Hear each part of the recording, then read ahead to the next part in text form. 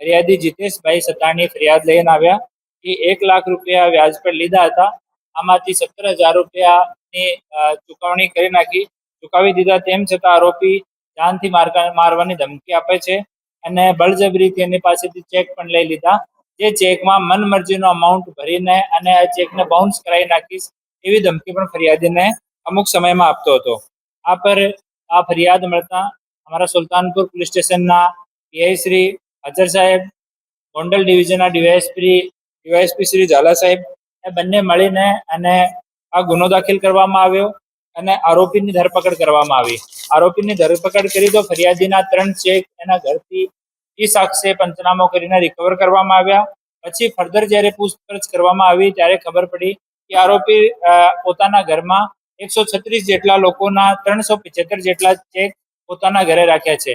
આમાં અમુક લોકો એવા છે જે જો અમાઉન્ટ વ્યાજ પર લીધો હતો આ પરત કરી દીધો, વ્યાજ પણ પરત કરી દીધો, તેમ છતાં આરોપીએ એની આઈડી અને એના કોરા ચેક સહી કરેલા વગર અમાઉન્ટના વગર નામના એ પોતાના ઘરે રાખ્યા હતા અને આ ચેકમાંથી 10 ચેકમાં રકમ ભરાયેલી હતી, જો રકમ 22,20,000 રૂપિયા છે અને 365 જેટલા કોરા ચેક હતા, એની આ ઉધાર આપેલી રકમ જો આશરે 2 કરોડ રૂપિયા જેટલી હતી.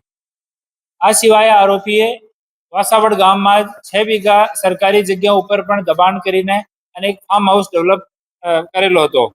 આરોપી અશફાક હનીફભાઈ સલાટ, ઉંમર 38 વર્ષ, વાસાવડ ગામનો છે. એના ઉપર ઓલરેડી 2 ગુના દર્જ છે, આ 3જો ગુનો એના ઉપર દર્જ થયો છે અને આ 365 જો ચેક છે એના આરોપીના પરિજનો પોતાની ખુશીથી વગર કોઈ દબાવ વગર જેટલા પણ ફરિયાદી લોકો હતા જેના નામના ચેક હતા અને પરત આપવા માટે સ્વખુશીથી રાજી થયા અને આજ આ લોકોના ચેક જે છે પરત કરવામાં આવ્યા છે.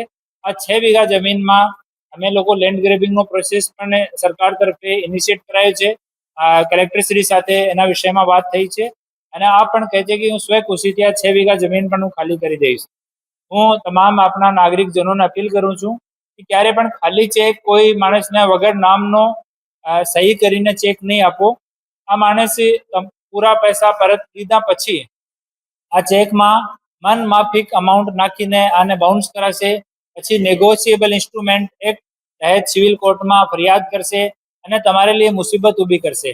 તો કોઈ સંજોગોમાં એવા ખાલી ચેક નહીં આપવા જોઈએ અને આ પ્રેસ નોટમાં અમે લોકો અમારા નંબર પણ જાહેર કરીએ છીએ કે કોઈ પણ માણસ એવી પરિસ્થિતિમાંથી ગુજરતો હોય તો પ્લીઝ અમારા પોલીસ સ્ટેશનનો અમારા એએસપી ડીવાયએસપીનો સંપર્ક કરો. આ વ્યાજખોરીના દૂષણમાં જેટલા લોકો ઇન્વોલ્વ છે એના વિરુદ્ધમાં કડકથી કડક કાર્યવાહી કરવામાં આવશે.